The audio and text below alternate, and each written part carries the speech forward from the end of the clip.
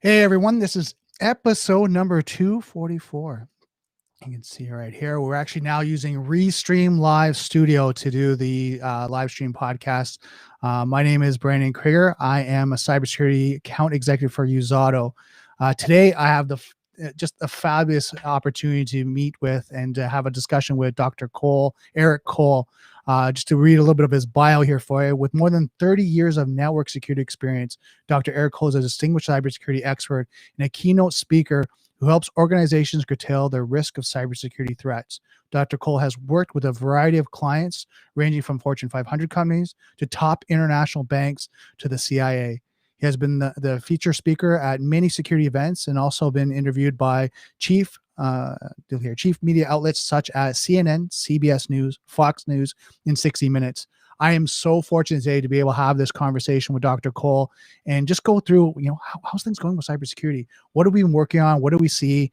And we're really going to kind of jump into all different areas when it comes to cybersecurity. So grab a coffee, grab a tea, and let's hack at it.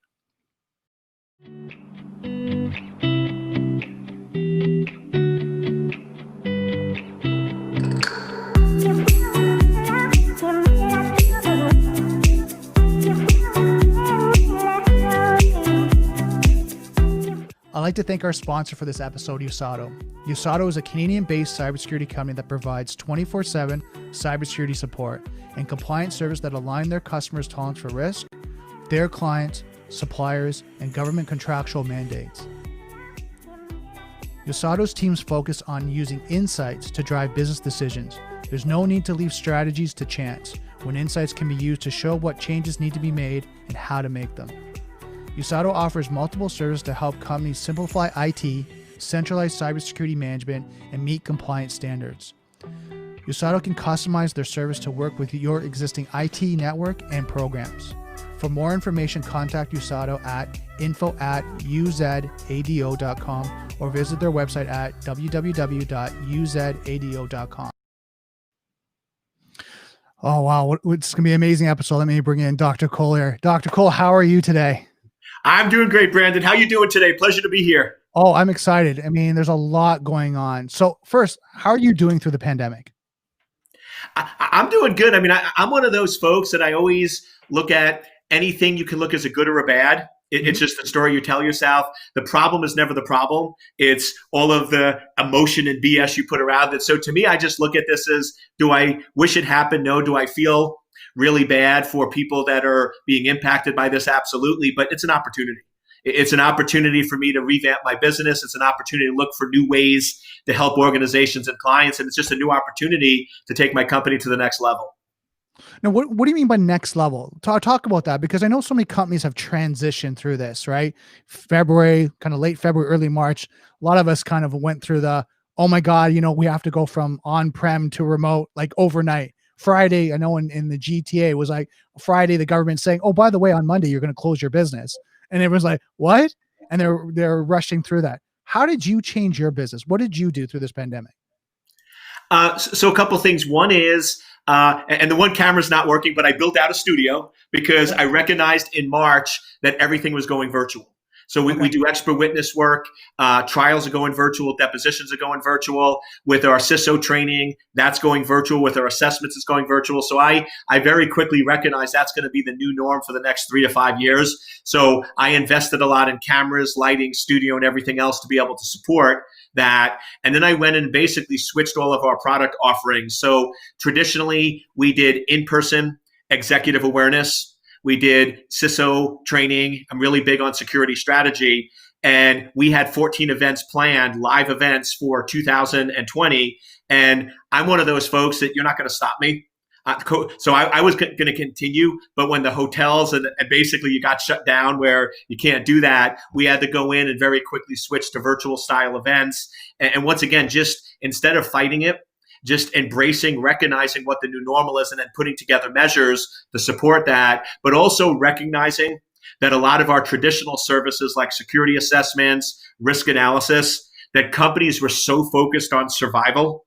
And like you said, switching to location agnostic overnight in March timeframe, that they weren't really going to be focusing a lot on that. So I just went to social and put out a ton of free content knowing that in first quarter 2021, when the dust settles and everyone wakes up, they're going to be like, crap, we basically destroyed our security model. Our whole architecture is gone. We have to come up with something brand new. We need help with cybersecurity. And I put myself in the position so we would be that company they call so we could take advantage and sort of level out, focus less on delivery and more on marketing in 2020. So in 2021, we can take off on delivery and less on marketing. So now with that being said, what are you finding that companies are approaching you with? Like, what are some areas that they're going, you know, Dr. Cole, I need you for X? What would that be? The main thing right now is security strategy and leadership. Okay. Some people get upset when I say this, but it's not meant as a negative. But to me, the problem why we're having all these breaches, why we had the SolarWinds breach, which I know we're going to get to in a little bit, why we have all these compromises, it is not because we're not spending money or we don't have the proper technology. It comes down to a fundamental problem in most organizations. There is not a security leader and the chief information security officer. They are not acting as an executive focusing on the business with an emphasis on security. In most organizations, the CISO is a promotional role for a very smart, brilliant technical engineer. And to me, that's probably the biggest mistake on the planet because world-class engineers make terrible chief information security officers because a chief information security officer needs to be strategic. They need to be high level and they can't be technical focused. The question I always give my CISO test is this. If you get a text message on your phone that says there was a breach in our data center, what do? Okay. If your response is you run into the data center and you start looking at the logs, analyzing and figuring out what happened, guess what? You're a world-class security engineer. You're not a CISO. If your response is, I step back, I notify my team, I task my team to start investigating it, I then call up the CEO and give them a heads up, tell them what's happening at a non-technical level, at a strategic level, put together a strategy and get back to them in an hour, you are actually a CISO.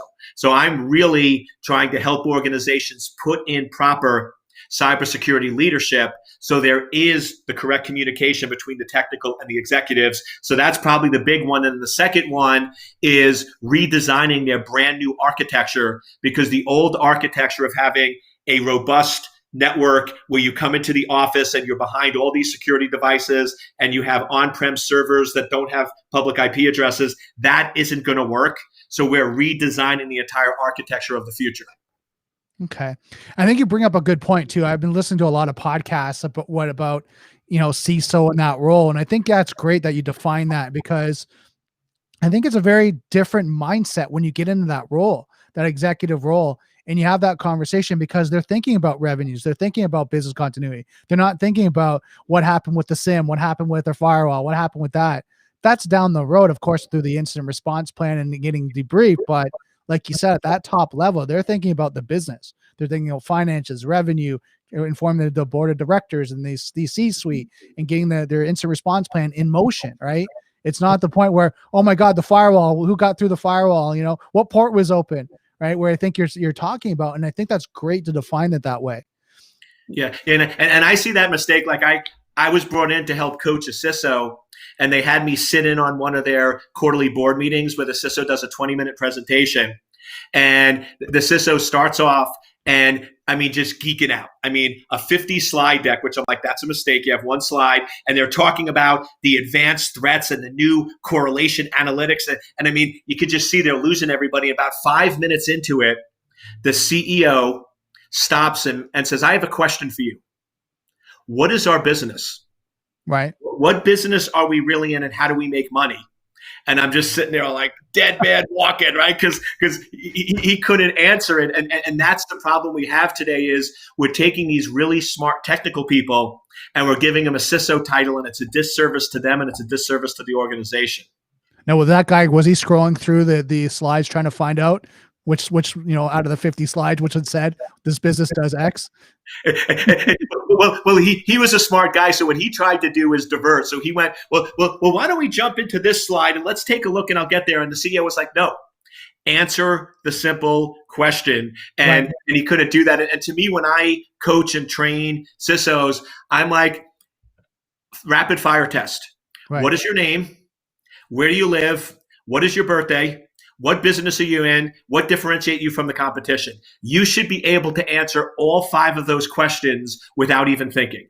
Right. And if you can't tell me what business you're in as quickly as you can tell me your name, then you are not thinking correctly like a CISO. Wow. That's good. I mean, I want to know, like, anyone that's watching, if you guys have any questions, that we got the chat box, so then you can ask Dr. Cole any questions. But I'd love to know, anyone that's watching this, where do you sit on that questionnaire? Like, are you sitting there going, oh my God, what's my date of birth? Or are you sitting there going, yeah, what's my business, right? I think that's very important for us to kind of be able to evaluate and go through, is have that defining thing where you can say, this is all these questions, boom, boom, boom, boom, boom, right? And be able to, like you said, what is our business? How do we make revenue? How do we protect it? Like all those things that as a CISO or even a senior level executive, all those guys know that, like the CFO, the CEO, the CISO, the CISO, like all of them have that mindset, especially at that level. So thank you so much for sharing that. Yeah. And like I said, so people get annoyed with me, but to me, the primary job of a CISO is to make the company money and increase their profitability. Right. And now they do that through security. Right. And just like a CFO does it through finances and a COO does it through operations. But we have to remember, if you have a C in your title, if you're a chief and you're one of the top 5 or 6 executives in a company, you have to recognize your primary number one job as a chief executive in a company, regardless of what letters follow, is to make the company money and to be as profitable as possible. Right. And then would there be another aspect that is protect it? Of course, you do that through cybersecurity, but the switch here is old school cybersecurity is you tell people no, you impact the business, you don't care about the business, you do whatever is necessary to secure the enterprise. And if it disables the business or hurts the organization, who cares? Right. And to me, the successful CISOs, and the way I always look at security, it's a business enabler. Okay. When you're making decisions, your decision should enable the business to be more secure and make more money. So it's both of those together. But if you ever have a situation where are you really enabling the business to be as successful as possible? And that answer is no, then whatever decision you made isn't going to be the right decision for that organization. So can you give me an example? What would be a business enabler when you're specifically about cybersecurity? So I'll give a great example with the architecture of the future. So right now with COVID, I always like asking people, I always ask CISOs and CIOs this. I'm like, so how many new offices did you open this year? Right. And they're like, Eric, we closed offices. We shut down our offices. We didn't open up any new offices at all. And I'm like, how many employees do you have? And they're like, 20,000. And I'm like, are they all working from home? Yes. Were they previously working from home? No. Guess what? You opened up 20,000 new offices this year. And the light goes on and they're like, oh yeah, we didn't view it that way. So what we did in opening up these 20, 30, or 40,000 remote offices is we essentially allowed an infrastructure that was set up probably by a non-technical person, their wireless home network that's not very secure. Right. And in a lot of cases, because people left and didn't know they weren't coming back, they're using home computers that have 4 terabyte hard drives that aren't patched, aren't up to date, and not secure. That's a huge problem when you look at the sheer amount of data. So right. We look at clients saying, okay, the number one problem in most organizations is uncontrolled data. The second biggest problem in most organizations is uncontrolled endpoints. And the third biggest problem that we have today is we've lost our infrastructure within the office. So what solution can we come up with to be a business enabler to solve all those issues? And what we're doing for most of our clients now is giving everyone at home thin clients. So now they have a small device that doesn't have a hard drive. And now every time they boot up their system, it goes out and gets a brand new operating system. So now every day you get a brand new operating system. Guess what? Solves patch management. Now, if you get infected with malicious code, you're infected for 2 hours, not 2 years. And now all of your data is centralized in the cloud where you can manage it, not on the endpoint. So that's a perfect example where we're increasing the security. Right. We're increasing the functionality. We're increasing the benefit to the organization. And that's a great example of what a business-enabled solution looks like in cybersecurity. Wow, that's awesome. That's great. And I wonder how many people, like you guys watching this, if you guys want to comment, you can ask Dr. Cole any questions, but also how many of you guys did that exercise and went through that? we're able to look at the business enablers and kind of look at how you're going to increase the business, revenue, functionality, and how it works through this pandemic. It'd be really interesting to see any of you cybersecurity people that have that question. So Dr. Cole, so we're going through a lot of things right now, looking at FireEye, SandalWinds. What's your thought, or SolarWinds? What's your thought on that? Like, what did you see when it first came out? What's your thoughts on it? My thoughts is this. I have a friend, Mike, who's a great guy, but Mike drinks probably 4 or 5 glasses of whiskey a night. Okay. And he's been doing this for 3 years. And he calls me up 6 months ago and he goes, Eric, I just went to the doctor and I have liver problems. And I'm like, really?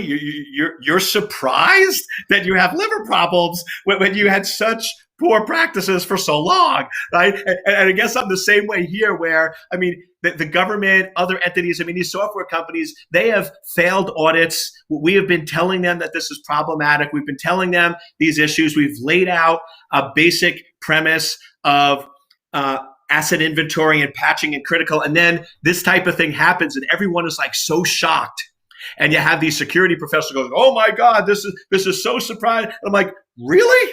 I mean, people are really surprised this happened. The details haven't come out yet, but I will tell you, I've worked a lot of these breaches, and I will almost guarantee to you that it came down to there was servers that was accessible from the internet that were missing patches that contained critical data and access to inventory systems, and that's how this compromise occurred. I can almost guarantee it. And to me, once again, not trying to downplay with all of the data, but I think we have to be really careful here because they're coming out and they're telling us, we don't know all the details. We don't know exactly how it happened.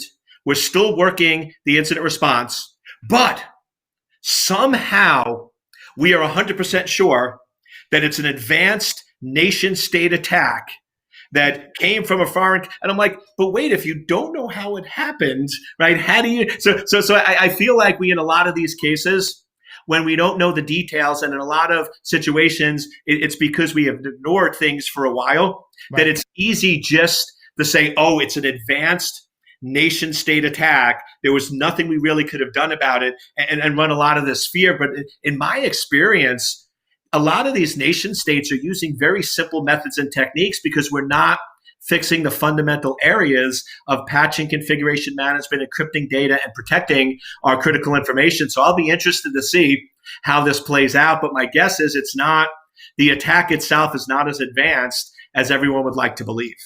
Okay. Now, is there a relationship when they call transitive trust where because you trust, so like I'm the client, say of FireEye, I trust FireEye, so FireEye uses SolarWinds. So I don't test myself as company A, SolarWinds, because I trust FireEye. Are we running to that transitive trust? I blindly trust other applications and solution providers because of our MSSP or solution providers?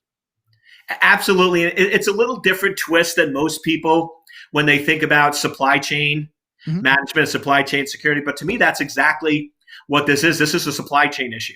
That you're getting supplies from vendor X, who's getting it from Y, who's getting it from Z. And instead of breaking in to the company, you break into the back-end supply chain, and then you get access to all of those different areas and functionality. The one thing I will say that was very advanced about the attack is instead of going in and trying to break into each organization, you do your research and you say, what do they all have in common?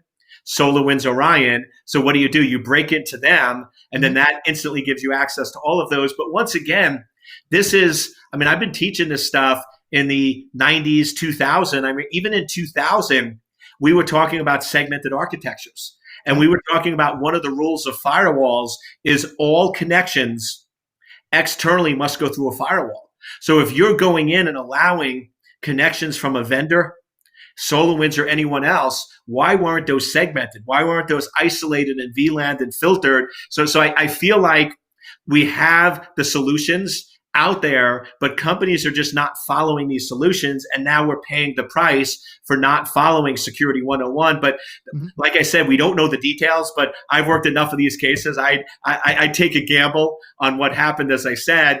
But to me, it's just, if we do the fundamental things that aren't hard, segmentation, isolation, and things like that, it solves a lot of these problems, or at least controls a lot of the damage.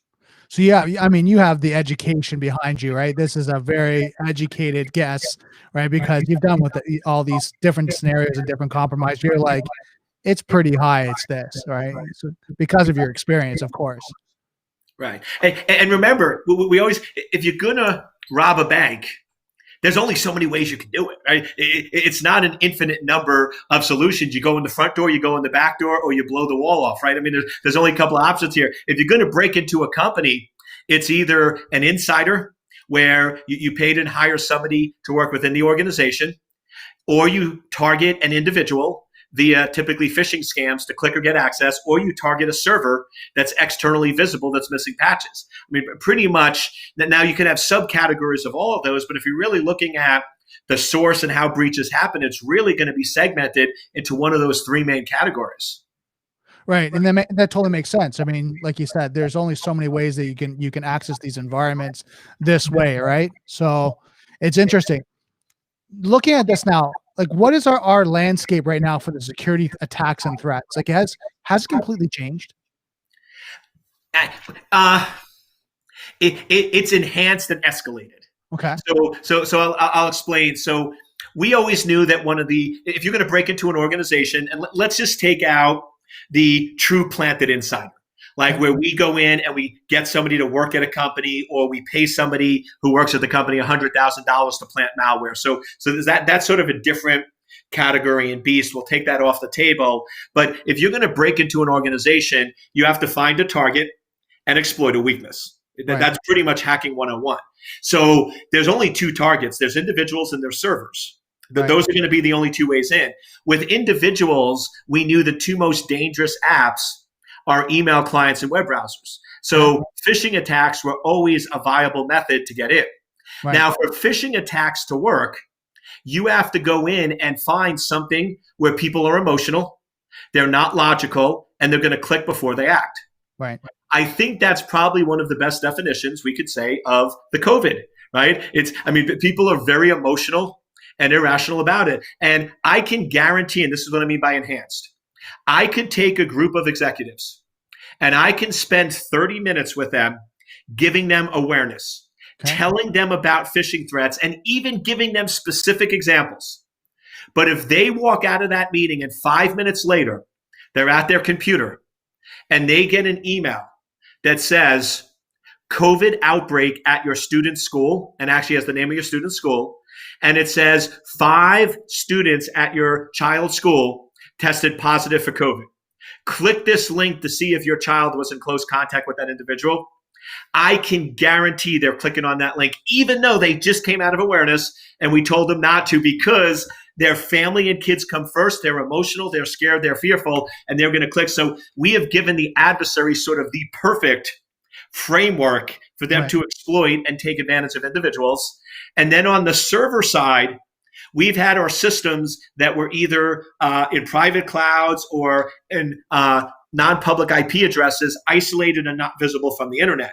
But now, because everybody has to work from home and not every company had VPNs and the proper architecture, we literally overnight took a lot of these servers and either gave them public IPs or threw it into the cloud very quickly without the proper security. And now we've created huge targets on the server and huge targets on the client. And once again, we don't know the details of SolarWinds, but my guess is this attack was probably happening for at least a year or two before they detected it, and probably was pre-COVID, but just all of the changes with COVID probably contributed or made it even easier for the adversary.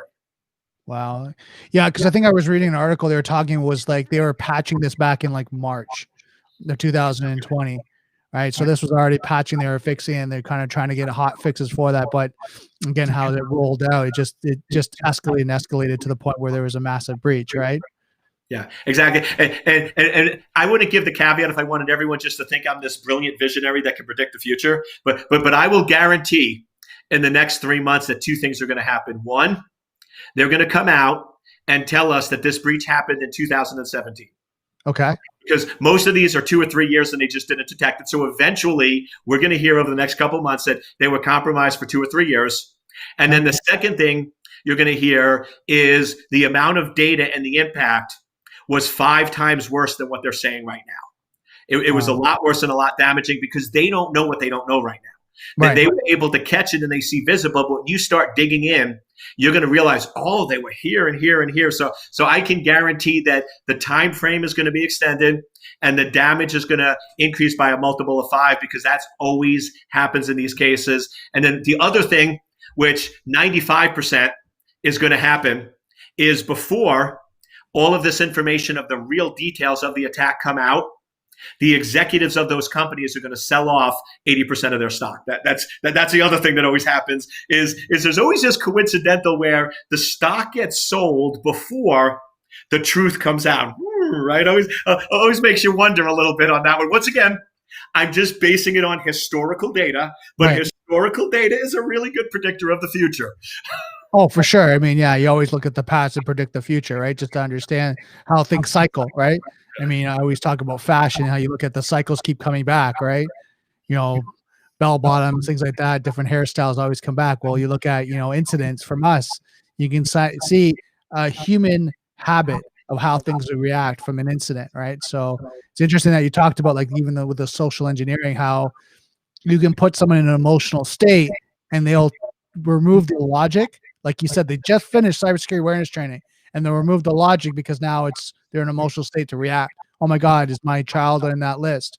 Did they get COVID? Do I have to go get them? What's the protocol? Logic shuts off, emotion goes, and they just react, right?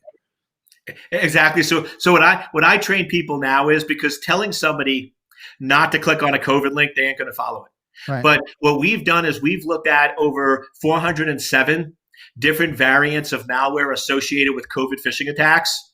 And what's interesting is 100%, not 90, not 95, 100% of them target a Windows operating system.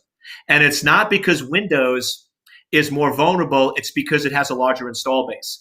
Most malware we've detected in previous years was about 88% Windows. So the fact that this is 100% Windows is very interesting. So what I tell my friends, family, and I even do is any email, when you're checking email or surfing the web, I always do it from a non-Windows device. I have an iPad that I carry with me, and all I do is check email and surf the web on the iPad, and then my Windows computer, where I do all my assessments, my working, my clients, my finances, I never check email, and I never surf the web. So to me, we have to create solutions that fix the problem, that are technically based, not tell people don't click. So now if your executive has an iPhone or an iPad or even an Android, and you've trained them always check email on those devices, not only is none of the current malware we've seen going to work on it, but even if it did, there's no critical data or critical information. So that's another example of a business-enabled solution where executives will absolutely use their iPad and iPhone, but if you tell them not to click, they're going to ignore you. Interesting.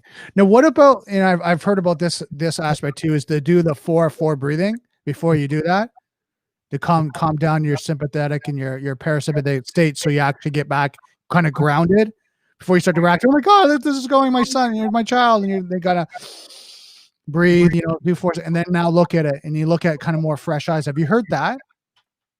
I did, and I'm a big fan in focus, grounding, breathing methods, and that kind of stuff. But my problem with that is that's not going to work for most people.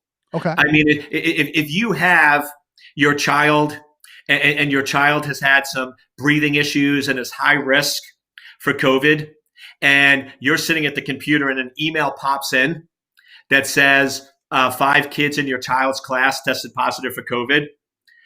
When Mama Bear and Papa Bear kick in, and it's about protecting your kids, I don't know many of them that are going to sit there and going to go, right? That they're going to be like, screw, I want to, and they're still going to do that. So not a bad technique, but I just, with human nature and how humans operate and perform, I just don't see that as scalable. To me, if you just build the habit that I always check email on this. I always do it. I never check email on this device. You even uninstall the client so it's not there and you just always do it. Now it's a habit, you always do it, but you've created a positive habit that reduces and minimizes the risk. Right. Okay. No, I mean, that makes sense. I get when you're looking at using the technical tools available to you to be able to mitigate at least some sort of malware or risk. So, I totally get it. I just was thinking on the side of the stress hormones too. When people, like you said, make decisions out of emotion, right? They're kind of going and they're jumping to it. I got to do this right now. I got to do this right now. And they click and all of a sudden now the malware installs. And they might not see it, or they might even not know for months, 6 months to a year that something got installed. But then when you do a forensics investigation, they follow back to, remember that time in December 1st, you clicked on that email? Well, guess what? You're the cause of that malware going through. Then the ransomware, launched, 3-6 months later. Yeah. So, yeah. But you're spot on. I mean, that's really good advice on social media, email, web surfing. Before you click, post, or send anything, take a breather, go for a walk. Don't ever do it in an emotional state. I mean, I've seen friends and family members post some of the most ridiculous, obnoxious things on social media. I've seen coworkers send some of the most inappropriate emails that afterwards they look at going, why did I do that? But because they were in that emotional state, they weren't thinking correctly. So yes, if you can train yourself, and I do the same thing, if I get an email or anything that triggers me, I literally have trained myself to take the hands off. I go for a walk outside. I don't care if it's raining. I go for a walk outside. I clear my head and I come back and say, okay, what are some reasons why this person did that and what's a reasonable response? But like you said, you take yourself out of the emotional state, and that's what attackers go after. And it sort of rhymes with one of my favorite sentences. I have a big poster in my office, and this is how I live my life. I've lived all my businesses that I've built and sold, is let factual data drive decisions and not emotions. Okay. And I would say if you're a CISO, a security professional, anybody, if you could live by that law of letting data, factual data, drive your decisions and not emotions, you're going to have an amazing life. Completely changes, huh? Yeah. Wow. I mean, a lot to take in, and good advice, good recommendations on kind of how to manage your own kind of state, as well as the technology of phishing. I mean, we're hearing the increase of that since COVID, from the American election to COVID, and all the vaccine now. I'm sure it's just phishing attack after phishing attack because people are emotional about this right now and everything that's going on. I mean, I even think that there was one with the Black Lives Matter, right? They're all kind of hot topics, very important, but all these criminal aspects, what they're doing is they're taking advantage of that because they know they want to know, they want to be engaged. Exactly. And even you said with that, anything that's going to get people emotional, there were a lot of versions of the video of a lot of the activity that happened in this country where when you clicked on the link to watch the video, it actually had malware that installed on your system. So these attackers and adversaries are really smart. Anytime, any place, anywhere, people are emotional, people are very concerned, people are very sort of not thinking straight, they're going to take advantage of that. And to me, the other piece of this that everyone is missing that also is playing into, I think, a lot of what happened in 2020, when I worked for the government and I study a lot of different techniques. Do you know the number one method of torturing people in prison is solitary confinement? If you want to go in and break somebody, if you want to get them to confess or break, it's not waterboarding, it's not any of that stuff. You put somebody in solitary confinement for 5 days, and they are on the board of mental insanity, because humans are social beings and we need to be interactive. Look at what this country did, or what the world did. We basically put everyone in solitary confinement. And to me, we made a lot of people mentally unstable. And I think that's one of the big contributors to not only the unrest that's in this country is this mental instability, but this is tying in directly to cybersecurity, people making really bad decisions because they were in solitary confinement, an unstable state. And we're now starting to see all of this unsurface. And to me, the solar winds is the tip of the iceberg. Over first quarter, I actually got this one wrong. I said first quarter of 2021 that we're going to see 4 major breaches like we've never seen before. And this one actually came out 3 weeks early. So I was 3 weeks off on my timing. But to me, this is just the beginning of the craziness that we're going to see in cybersecurity. Well, I mean, you predicted that. I mean, have you been keeping, now I want to ask you about like fake news here, because I mean, we're talking about, you know, the SolarWinds and FireEye. What's your thoughts on like kind of the FUD, like the fake news that you see, you know, oh my God, you're going to be hacked by this Russian, you know, hacker, you know, and he has a hood on, he's in the keyboard, he's coming after you. And then you see also in the media and CNN grabs it and runs with it. And, you know, everyone's getting scared. What's your idea? Like, cause you work with a lot of the media channels, you work with a lot of information. What's your thoughts on that? So to me, when you look at advanced threats and foreign adversaries, to me, what makes them advanced is their persistence.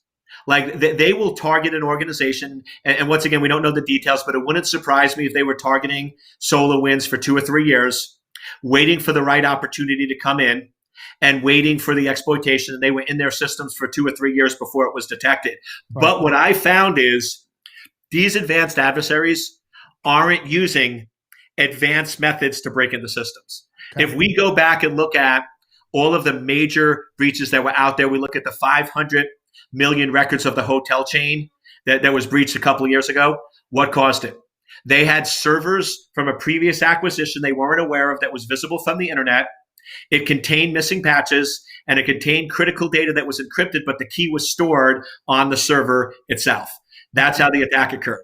You go back to almost any one of these attacks that we're calling advanced nation state attacks, and almost every one of them are servers visible from the internet, missing patches, not configured, containing critical data that's not properly protected. So to me, these are absolutely the current version of attacks that are out there. Okay. Are absolutely preventable. Now, all attacks aren't. You're never going to be able to prevent all attacks if you have functionality, but the current attacks that we're seeing are not as advanced. But I will tell you right now, if I go in and I'm on one of the major media channels and I go in and say, oh, the attack wasn't that advanced, it was pretty straightforward, it was preventable, they're not going to ask me back. Because we would chat before the show, and the media's whole idea is they want to get people excited, upset. I mean, saying it's an advanced integrated attack from Russia, China, country X, countrywide, that strategically targeted the United States and slipped under the radar, and Tom Cruise mission upon. I mean, people are like, whoa, whoa, whoa, whoa, whoa. But the problem is, to me, that's a lot of the fun. Because listen, if you're a company and you get compromised, what's going to sound better for your shareholders and your customers? Option A. It was an advanced integrated attack vector that was targeting us for so many years, and it was just so integrated there was no way we could have withstood it. Or option B. Yeah, there were servers visible from the internet that weren't patched for 3 years, and we didn't protect our data correctly, and this was absolutely avoidable if we did asset inventory and configuration management, but we failed to do the foundational items. Right. Which story are you going to, right? So they go with option A, but unfortunately, in a lot of these cases, and I just want to emphasize, because I do know people at the companies that were impacted, I do not know the details. I could be wrong. I hope I'm wrong. But looking at my 30 years in this space and the 7 years of historical data on what we're calling advanced threats, what I found is in most cases, they're not near as advanced as people want to think they are. Right. And going back to the media, when you hear that, you know, option A, option B, option A, you're transferring liability. It's someone else. Option B is, yeah, I messed up. I didn't do my due diligence and due care because, yeah, I knew that we were not patched and we didn't follow a patch management program. So I think there's also that. And then when you like the media, the sense, you know, when you're centralizing kind of media, it's for ad revenue, it's for views, it's for people to, you know, watch your publication. Because I did this exercise. I remember with when I was in holistics, they said, watch the news and tell me how many, you know, heartfelt, you know, positive stories you find in the news in the next week. I was like, one. Yeah. Well, what was the rest of the news about? Doom and gloom. The world's going to end. This is going to happen. You know, we're going to go to war. You know, it's all just like doom and gloom. And you're like, why? Like, why is it so? But that's what gets people to come out to the news. Right? You can't say, "Oh, another puppy got saved," and this child, looking at a child laughing and playing, and "Oh, look, we built another park and everyone's happy now." People are gonna go, "Oh, so what?" Like, okay, fine. But oh, the park, had a gunman that run through. Hold on, let's watch that. What happened? What's going on? And you scare people when you put them in that state. Like we talked about this earlier in the show. It's just getting that emotional state of people reacting, right? Exactly. And the other thing is the media doesn't really understand or think that the public really likes cybersecurity. So Right. when they do finally cover a story, because there were a lot of breaches over the last 3 months, and I will tell you, every media station I have contacts with said, Eric, if it's not focused on the election, COVID, or injustice, we're not covering it. I mean, Right. it wasn't even covered. Now, I did see briefly that the solar winds breach and stuff is getting a little coverage on the media, but two things to watch out for. Just watch the media for 3 hours, and I can almost guarantee that 5% is covered solar winds, and then the rest is going to be the election and everything else. And then this is the other prediction I've seen. By end of this week, in 3 days, they're not going to have a single mention on solar winds, even though it's impactful, even though it's damaging. After 48 to 72 hours, it's a non-issue. Yet, we're still talking about COVID from March. We're still talking about the election from 3 weeks ago. We're still talking about events that happened 6 months ago. But for some reason, with cybersecurity, the media just doesn't like covering it and covering it correctly, because I think they don't think the interest is there, and it's one and done, and people forget about it. Next week, no one's even going to know solar winds or know that it happened yet. Things that happened 6 months ago, the media is still going to be covering. Right. No, makes sense. Yeah, it totally makes sense, because everything kind of just dies off, right? And whatever's the next news story that's going to hit is going to come out. I mean, I know here we're hearing about all the vaccine, right? Where is that going to be? So looking at that for 2021, what's your prediction for Q1 and Q2 when it comes to cybersecurity? So one is, I think a lot of companies are going to start waking up to realizing, okay, we survived. We made it through 2021. To me, the end of a year and the starting of a new calendar year, January 1st is a good mental road reset for people. Even though they should have did it in October, they were still worried and the vaccine and stuff. So I think early January, you're going to see companies go, we probably need to check our security. We probably need to get an assessment done or a health check and do that. And then they're going to start designing location agnostic solutions, which they should have been doing. I was deploying in 2018 and 2019 the agnostic solution, which is this: all of your data is in a hybrid cloud.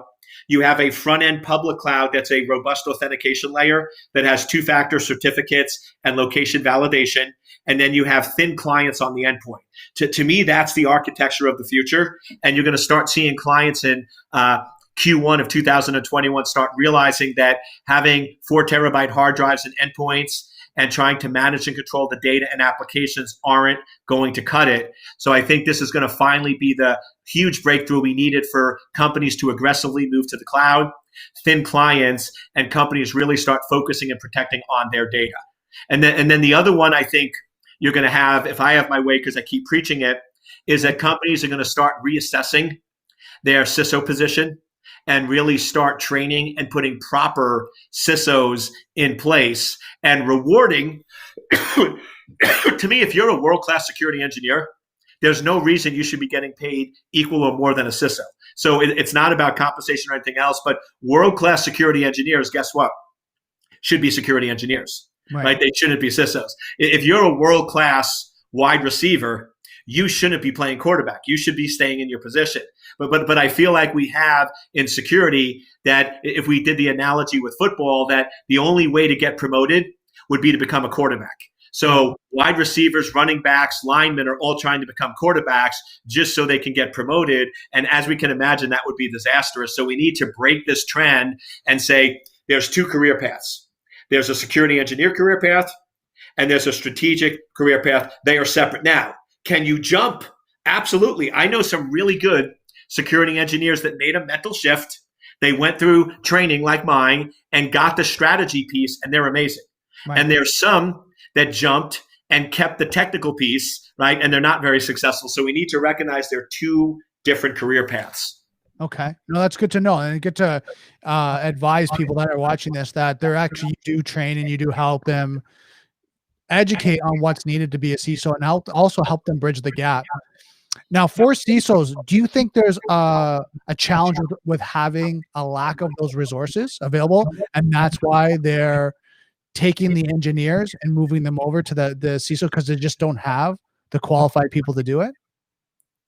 Yeah, I think it's twofold. One, I don't think there's enough CISOs out there. Okay. With all of the job surveys I see, they never really clearly break down CISO separately. They always sort of put it within other groups. But I think one of the biggest gaps over in any technology are strategic thinkers in cybersecurity. So I think that's problem one. And I think problem two is a lot of security engineers believe that they deserve the CISO title and they should have the CISO. So it's almost one of those, you have an engineer for 12 years and they're like, listen, if you don't give me CISO, I'm going to leave. And the company doesn't want to lose them. So they'll give them the CISO title just to appease and make them happy. And that's just that they're going to be unhappy in a CISO or they're not going to be effective. Because if you're a world-class engineer, you are not going to be happy attending the board meetings, thinking strategically, and hanging up your technical hat. So I think it's both of those pieces that need to be fixed and addressed. But one of my favorite things is we do some advertisements for my CISO training and certification, and somebody posted to it and going, "This is BS. Right. You can't learn to be a CISO in 6 months. The only way to be a CISO is to be a security engineer for 14 years and get promoted." And I'm just like, that is the problem. Right. You absolutely can learn any skill, including a CISO. It's not something you need to do. And to me, if you've been a security engineer for 14 years, you've built up so many bad technical habits that your probability of being a world-class CISO is probably minimal to low. What I find is people that have worked in security for 4 to 5 years, they have some business degrees or minors. Those typically make the best CISOs because they understand security, they understand business, and they realize they're going to have to make a shift. But when you're doing the same thing for 10 or 12 years as a security engineer, it's going to be really, really hard to change those old habits. Well, I think, like you said, it's a mind shift, right? Because you really have to think business first, and you have to let go of the technical. I mean, it's interesting. Don't get me wrong, but you have to think of like forecasting, budgetary numbers. You have to think of supply. Like there's the whole business acumen you have to go through. And a lot of these guys that are on the technical path maybe have done that back in university, but now doing it now, it might be 10, 15, 20 years, and now they have to dust that all off again, where they've been day in, out, 7 days a week, technical. So I think there's that, like you said, that shift to bring back that now you're putting on that business hat and you have to have business discussions, understanding how the business relates to technology, not how the technology relates to the business. Bingo. Exactly. So, and like you said, a lot of security engineers, when I do vCISO work, now I train because it's more scalable. When I was CISO and vCISO, I spent 15% of my job looking at balance sheets, looking at profit and loss statements. Because the bottom line is, if I don't know where and how the company is making money, how can you determine what an appropriate budget is? Right. And I always have technical people going, that's inappropriate for a CISO to do that. I'm like, wait a second. What's the appropriate budget for a company? Is $1 million an appropriate budget? Well, it depends. Mm-hmm. If the company is only making $500,000 in profit, $1 million would be ridiculous. Right. But if the company is making $500 million in profit, that would be appropriate, or maybe a little higher. So if you don't know the financial numbers, how in the world can you determine how much or how little to spend on cybersecurity? And to me, that's the problem out there. And once again, a lot of people initially get angry when I say this, but I think the other issue is these companies have way too much technology. Well, one of the things we need to do is, because here's the other issue. You have all this technology in place, and they're generating alerts, and they're going to say, we caught the attack. We caught the attack. But here's the issue. They were generating so many alerts. They were generating 20,000 alerts a day, and your team can only handle 200. Right. If your team can only handle 200 and you're generating 20,000, you're going to lose. The only solution is reduce the tech and generate 200 or hire more people. Well, guess what? You're not going to be able to hire more people. So we need to simplify to only alert on the most critical vulnerabilities so our staff can attack them. But right now we have so many false positives, we're missing the forest through the trees. these new technologies are coming out with AI, right, and machine learning, that they're able to decipher what is false positive, false negative. Then you have all these tools are able to look at that and narrow that down to now getting the real 200 versus, like you said, having 1,000, 2,000 alerts per day. When they're like, I don't know, these are all critical, right? Which one are we supposed to look at first? And then you have the security analyst, level 1, level 2, and them trying to research that. And then, oh, guess what? That's Monday. What about Tuesday? And what about Wednesday and Thursday? There's no way. It's a losing battle.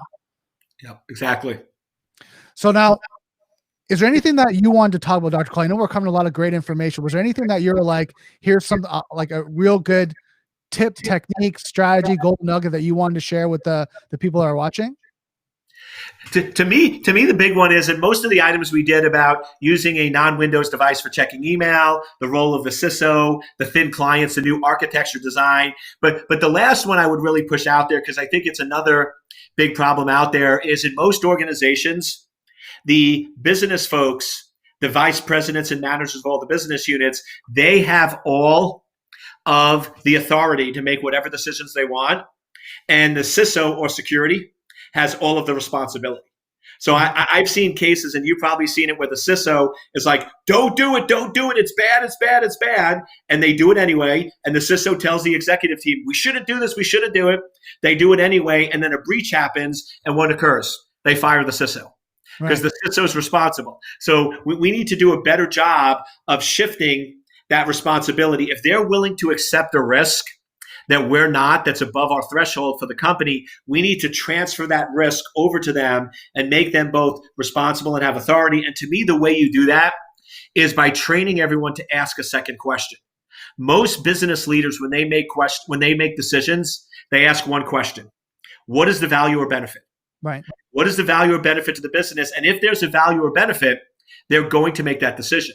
But what we have to remember is, just like the law of gravity, the law of security states very clearly, and it's always true, whenever you're adding functionality, you're always decreasing security. Whenever you're adding functionality, you're always increasing the risk. So what we need to do is train them to ask a second question. What is the value or benefit? What is the risk or exposure?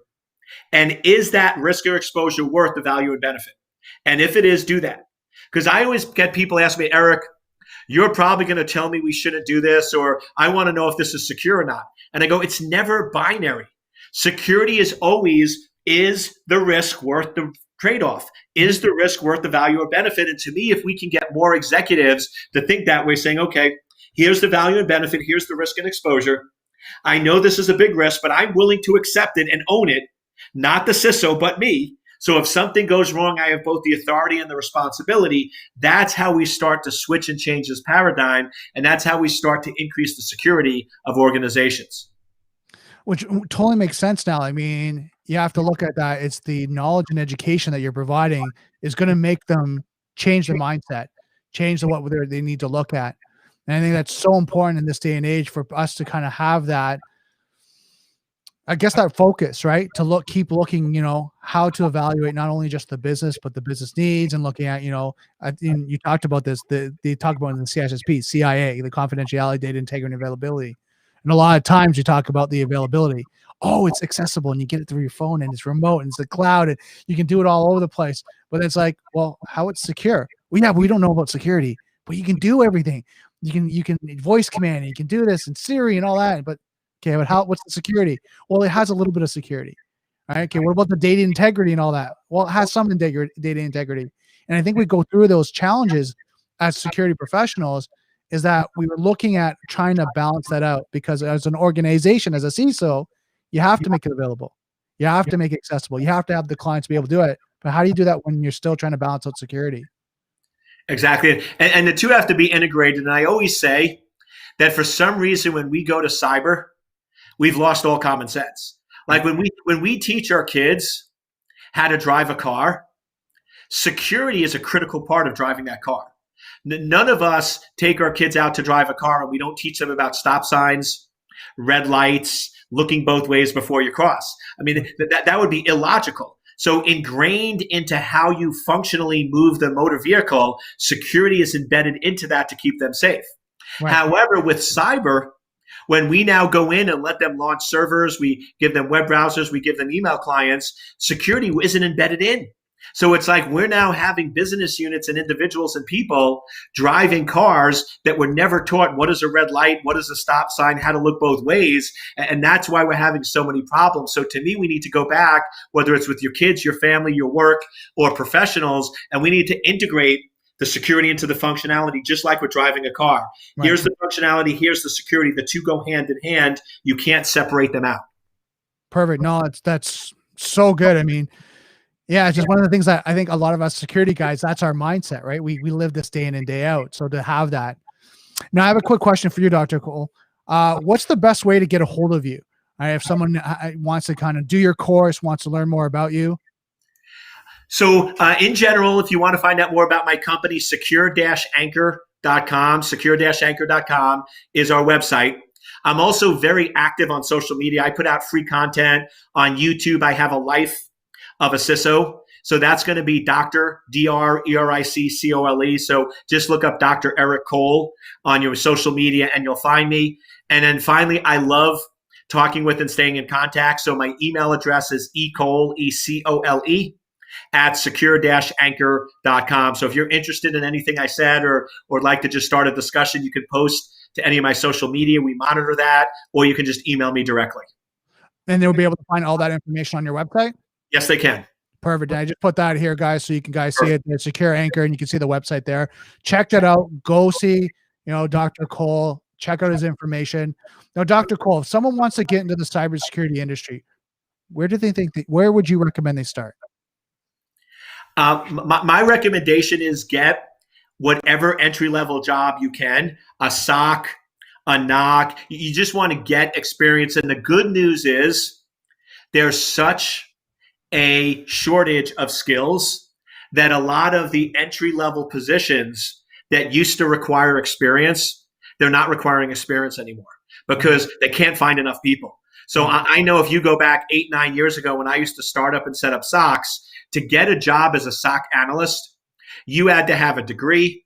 You had to have at least 3 years of experience working in a SOC, monitoring a SOC. You had to know how all the tools work. You had to learn all those different components. And there's no way with minimal to no experience in cybersecurity you can get a job. Today, almost all the SOC analyst positions that I know of, they will train you. They will send you to the classes. They will go in. All you need to do is be smart, be creative, and have an open mind, and they're willing to train you. Now, most of them will. If they're going to train you, are going to make you sign a 1 or 2 year commitment that if you leave before that, but you know something, you want to stay at a job. If you're getting into cybersecurity, you want to stay in the job for 2 years. So it's a sweet deal. So I would say put yourself out there. Don't take no for an answer. If you ask 3 companies for a job and they say, you don't have experience, you don't have experience, you don't have experience, don't quit. Talk to me after you talk to 1,000. Because I guarantee if you put your name out there and apply to 1,000 jobs, you will definitely get a job in cybersecurity. It might not happen the first 5, but there will be the job out there. Be persistent. Do not quit. Believe in yourself. And there's so many opportunities out there. You'll be able to find one. So again, benchmark here is contact 1,000 companies, not 5, not 10, but 1,000 before you give up. And I think that's one thing that I also want to add to that. You got to have the mental fortitude to be in this industry. It's not like, oh, I got a job, I'm done, that's it.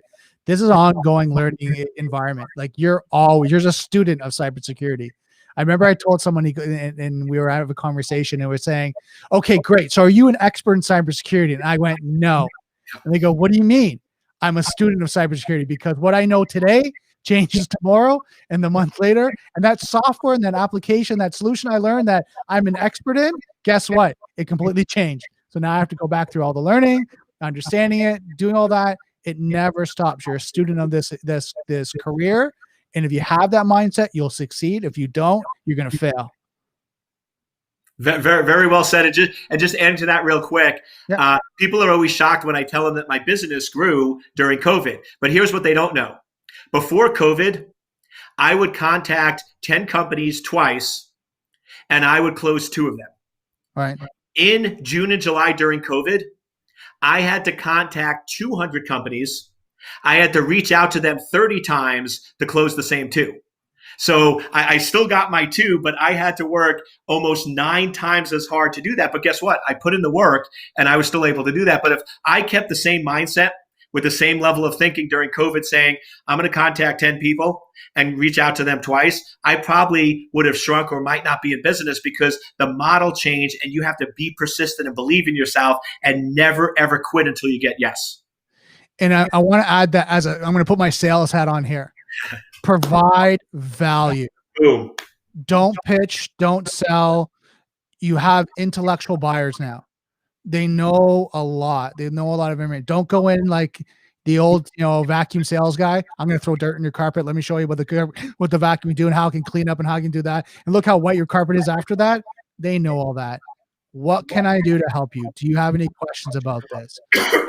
If you add value first, you'll build up rapport, you'll build up a relationship, and they'll let you know what their challenges are, what they're going through. Or just ask them, do you know about this? Are you aware of that? And I think this conversation has to be out there more and more to change the environment, just because there's too many guys still pitching and selling. And what's happening is when you get that CISO or that executive on the phone, they're like, I don't want to talk to you. You're just like the other sales guy. It's like, I'm not. But okay, I get it. You probably have 200 calls today, emails that you're going through from sales guys that are doing it the wrong way. And I'm just trying to share, do it the right way. You'll get sales, you'll build up relationships, and they'll be long-term. Very well said, my friend. Very well said. Awesome, Dr. Cole. Thank you so much. Was there anything else you wanted to finish off with? Any kind of golden nuggets, some tips? No, just want to thank you for having me on the show, and hope the audience found some value, and I look forward to hearing from them in the future. I'm going to talk on their behalf. I found value. Excellent. And I think what happens is the conversations that you're talking about is mindset with being a CISO, doing all that, what's going on in the environment, how to really kind of think of the change of, 2021 and what we need to be looking at. I think it's essential to keep having this conversation over and over again with experts like yourself to be able to really hit home and say, that's what I need to do.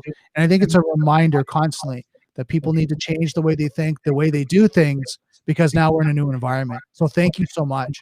My pleasure. Thank you for having me on the show, Brandon. Awesome. Well, guys, that was another great episode of the Daily Cyber. Again, Dr. Cole is an amazing resource. I'm going to share here again his website. Go check it out. Something that I recommend everyone go check out, especially when you're talking about vCISO, even being a CISO. One of the 2 roles that you're looking at, in the 2021, connect with Dr. Cole. He really has a great mindset and insight of how people need to collaborate and work together with organizations. So it's amazing to be able to share just his experience of connecting with him and learning from him.